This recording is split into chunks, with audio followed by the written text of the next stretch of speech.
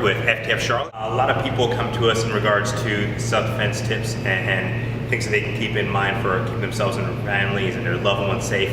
One that we get more and more often now is in a situation where it's a blind date or a first date. What are some good guidelines or tips that we can utilize to keep ourselves safe? So the good thing about this is this relates to both men as well as women. As there are several instances where men are the victims of assaults after a blind date, right?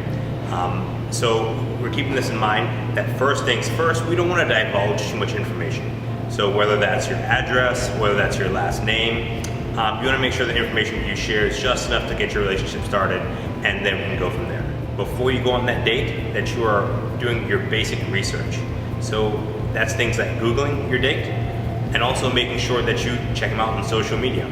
There's a reason that so many companies now are moving to doing background checks and including social media profiles in their hiring because you want to know who you're going to invest your time and your money with. So don't be afraid at all of taking a few minutes and Googling this person or looking them up on social media, Facebook, Instagram, wherever the case is, Snapchat. It's just common sense these days. Don't think of it as being stalker, it's just being aware of who you're spending your time with. Now, of course, we're gonna have to take a look at meeting this individual. You wanna make sure you have your own transportation.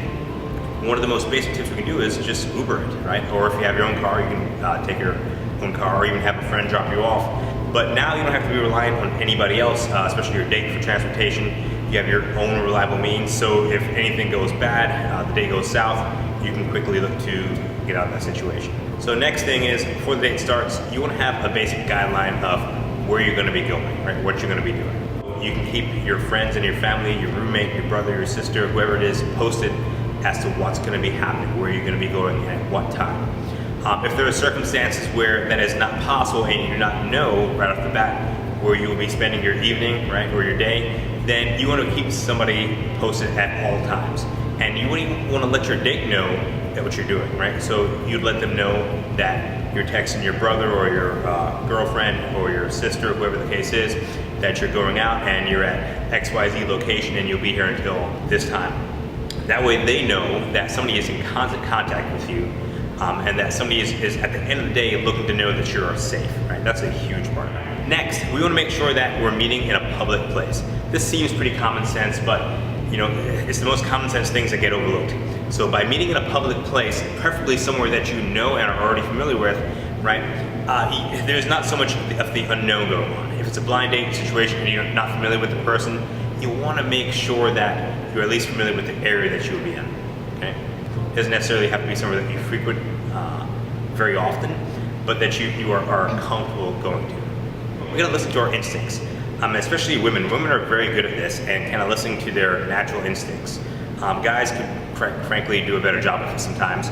But if there's something that's happening on your date, if they've, within the first 15 minutes, have gotten very provocative in the way that they're talking, the gestures that they're making or something they're saying, the way they're treating you doesn't quite add up, it's for a reason. So the most common sense thing that we can do now is listen to your instincts. So don't put it off, right? There's far too many horror stories of bad situations getting even worse because we didn't listen to our gut feeling. So if something doesn't feel right, it doesn't look right, it probably is not. So those are a few tips to keep you safe, hopefully on a blind date or a first date situation. If you have anything you'd like to offer, please feel free to comment below. Otherwise, thank you for watching.